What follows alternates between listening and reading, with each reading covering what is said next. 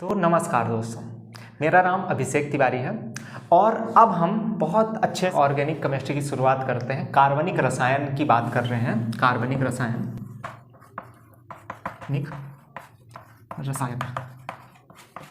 कार्बनिक रसायन को पढ़ते हैं। मैं पहले इसके लिए कुछ और थोड़ा वार्निंग दे देता हूँ कि मैंने 2-3 नियम तो पहले आपको बता ही चुके हैं।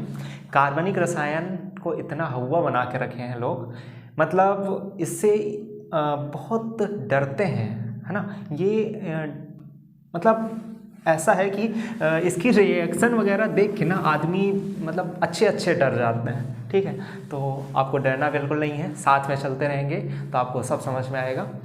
तो चलिए स्टार्ट करते हैं। आज हम लोग कार्बनिक रसायन की भूमिका स्टार्ट करेंगे और इंट्रोडक्शन ही मैं आपको समझाता हूँ। थोड़ा सा हिस्ट्री देख लेंगे, कार्बनिक रसायन कहाँ से इसकी उत्पत्ति, मतलब कैसे कैसे, थोड़ा सा पीछे का देख लेते हैं। किसी चीज़ को पढ़ना है, किसी चीज़ के बारे में जानना है तो उसका इतिहास तो हमको पता ही होना ही चाहिए। ठीक है, तो उसकी बात करेंगे आज। तो हम लोग बात करने जा रहे हैं इंट्रोडक्शन।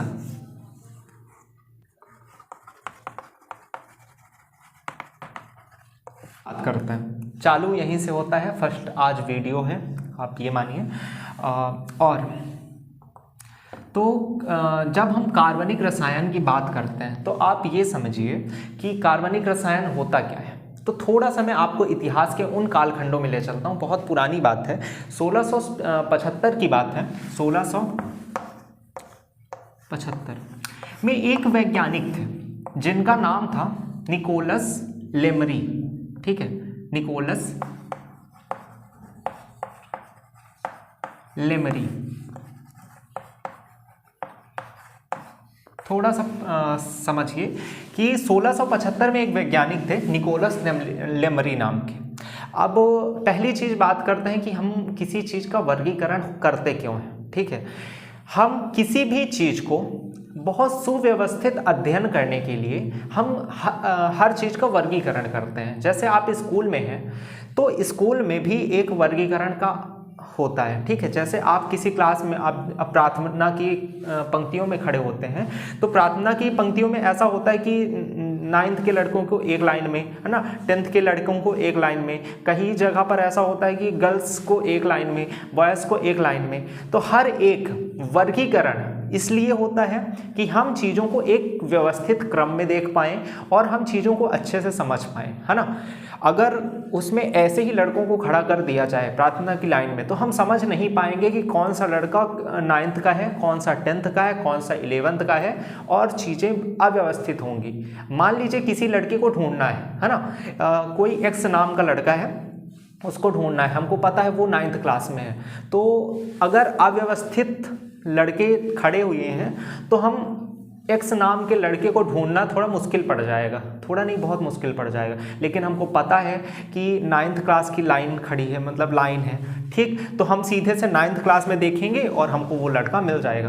तो वर्गीकरण बेसिकली उसका सिद्धांत यही होता है कि चीज़ों को बहुत व्यवस्थित तरीके से अध्ययन करना उसका, है ना। और हर एक वर्गीकरण, अगर कोई बोले वर्गीकरण कर रहे हैं तो हर एक वर्गीकरण का कोई अपना ना अपना एक आधार होता है। ठीक है, और वो आधार सबसे महत्वपूर्ण भूमिका रखता है। अगर हम बोल रहे हैं कि हम बच्चों को डिवाइड कर रहे हैं, मतलब वर्गीकृत कर रहे हैं, हम जो स्कूल में बहुत सारे लड़के हैं उनको वर्गीकृत कर रहे हैं, तो वर्गीकरण का कोई ना कोई एक आधार होगा।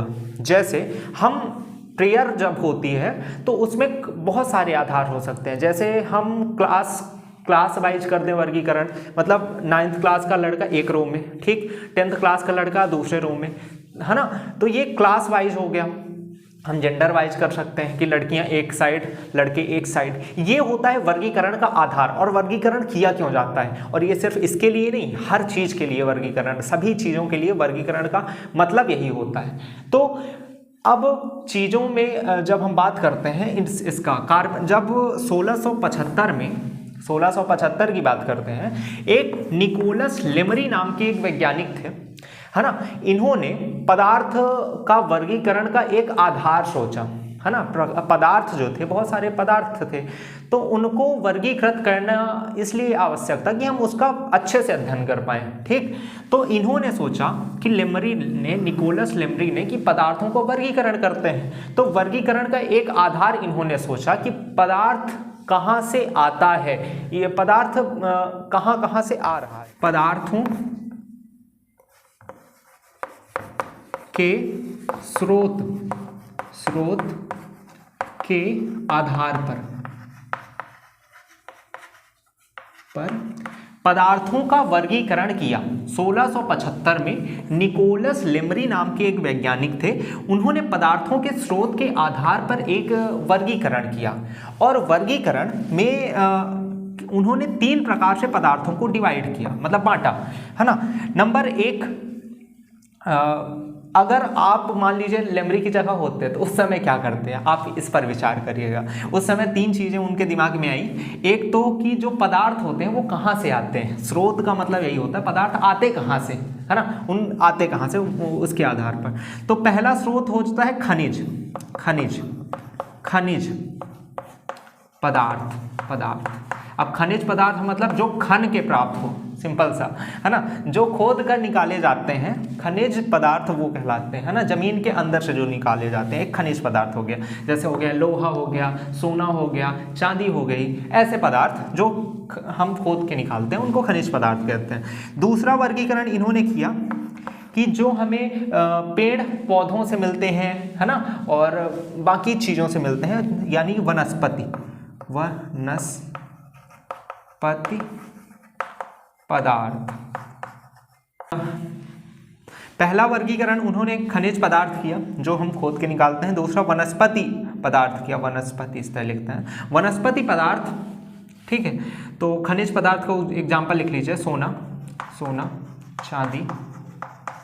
चांदी, ठीक, लोहा, ठीक। वनस्पति पदार्थ, जैसे वनस्पति पदार्थ जो हमको वनस्पति से मिलते हैं, है ना, तो वनस्पति से लकड़ी मिलती है, ऐसे मोम मिलती है, और भी पदार्थ, ठीक है, लकड़ी और भी चीज़ें, वनस्पति पदार्थ। तीसरा हो गया जैव पदार्थ, ठीक है, ठीक। और जैव पदार्थ में क्या आता है, जैव पदार्थ या जंतु पदार्थ। अब जंतु पदार्थ में क्या आता है, ठीक है, जंतु पदार्थ में जैसे हमको जीवों से जो पदार्थ प्राप्त होते हैं, जीवों से क्या प्राप्त होता है, जैसे रेशम होता है, रेशम के कीड़े से रेशम मिलता है हमको, ठीक है, वो हो गया। और भी ऐसी चीज़ें जो हमको जीवों से प्राप्त होती हैं, वो जंतु पदार्थ में आता है। अब खास बात ये थी इसमें कि इनका वर्गीकरण कुछ समय तक चला, ठीक है, इन्होंने अपने हिसाब से वर्गीकरण किया, लेकिन इसमें एक ये समझिए कि कुछ समय तक तो चला इनका वर्गीकरण, परंतु इसमें एक दिक्कत थी। समय तक चला, परंतु कुछ समय बाद ये पता चला कि ये जो वनस्पति पदार्थ हैं वो जैव पदार्थ से भी प्राप्त हो सकते हैं, और ये जो जैव पदार्थ हैं वो वनस्पति पदार्थ से भी कुछ प्राप्त हो सकते थे, ठीक है। तो ये इनका वर्गीकरण यहाँ से असफल हो गया, ठीक है। आप समझिए कि ये इन्होंने वनस्पति पदार्थ बोला, वो कुछ पदार्थ जैव पदार्थों से भी प्राप्त हो जाते थे, ठीक है। तो इनका वर्गीकरण टिक नहीं पाया। फिर वही बात हो गई कि उन पदार्थों को हम कहाँ रखें, इसमें रखें कि इसमें रखें, तो ये कन्फ्यूजन वाली कंडीशन आ गई। तो निकोलस लेमरी का वर्गीकरण यहाँ से निरस्त हो गया। अब इसके बाद कुछ समय बाद एक लेवोसियर आए, लेवोसियर, इनका नाम आप सुने होंगे, लेवोसियर। ये वैज्ञानिक आपको उसमें मिल जाएंगे, पहले आप तत्वों का वर्गीकरण वगैरह और पढ़ेंगे तो उसमें मिल जाएंगे। लेवोसियर आए, इन्होंने क्या किया, देखा कि ये जो वनस्पति विज्ञान है और ये जंतु पदार्थ है, वनस्पति पदार्थ है, ठीक है, शब्दों समझिए, जो वनस्पति पदार्थ है और जो जंतु पदार्थ है, ठीक है, इन दोनों में, ठीक है, कुछ चीज़ें कॉमन मिल रही थी, ठीक है।